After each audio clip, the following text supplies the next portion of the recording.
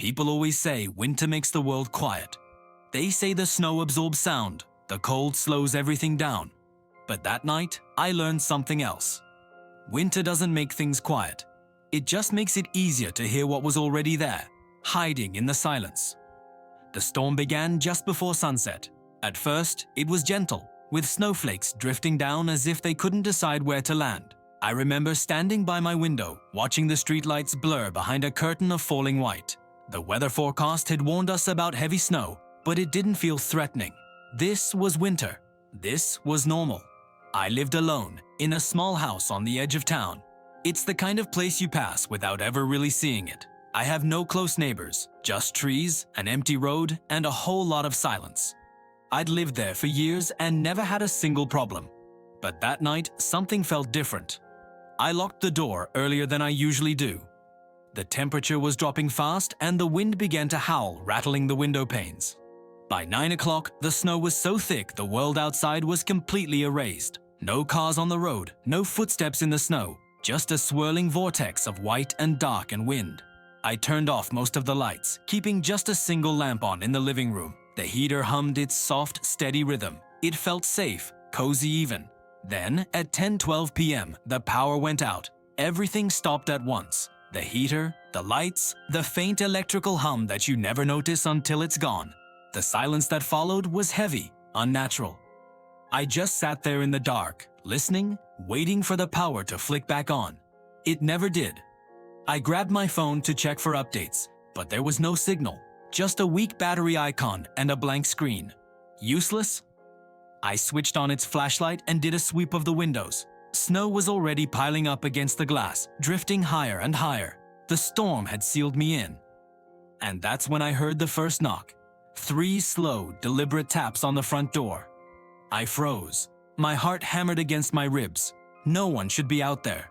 The roads were impassable and visibility was zero. Who could possibly be at my door?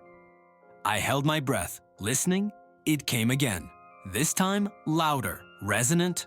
My hand trembled as I walked to the door and peered through the peephole. All I could see was white. Just a swirling mass of snow caught in the beam of my phone's flashlight. There was no shape, no shadow, nothing. "Hello," I called out, my voice barely a whisper. Only the wind answered, screaming around the corners of the house. I tried to reason with myself. It was just ice hitting the door, or a heavy branch falling. It could be anything but what it felt like.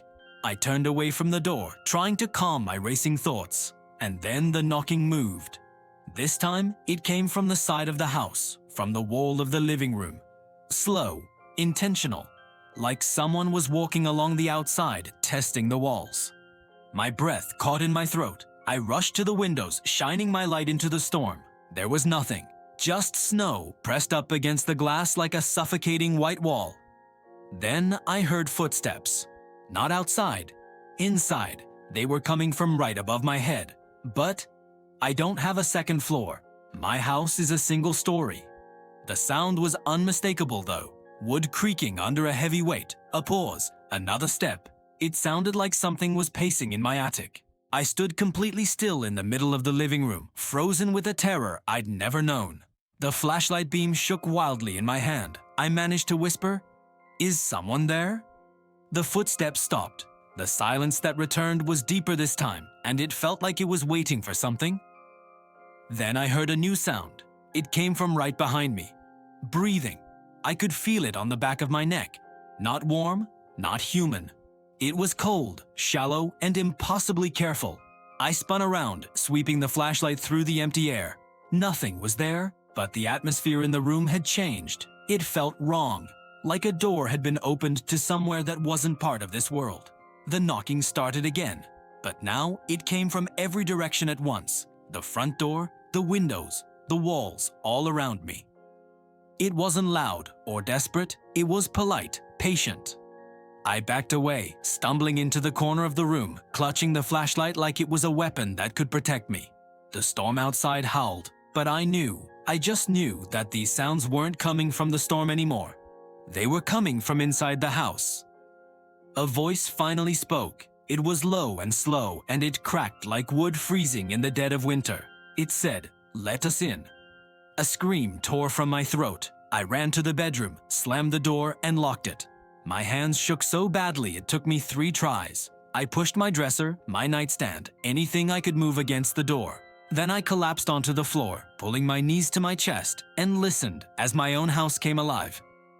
Footsteps began to circle the bedroom from the other side of the door. I heard the sound of fingers dragging slowly along the walls. That cold, shallow breathing seeped through the cracks under the door, filling the small space with its chilling presence. The storm outside never stopped that night, and neither did they.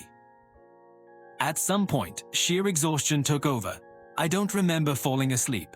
I just remember the bone-deep cold and the unrelenting sounds. When I woke up, pale morning light was filtering through the window. The house was filled with silence again. Real silence this time. The power was back on. The heater was humming. The storm was gone.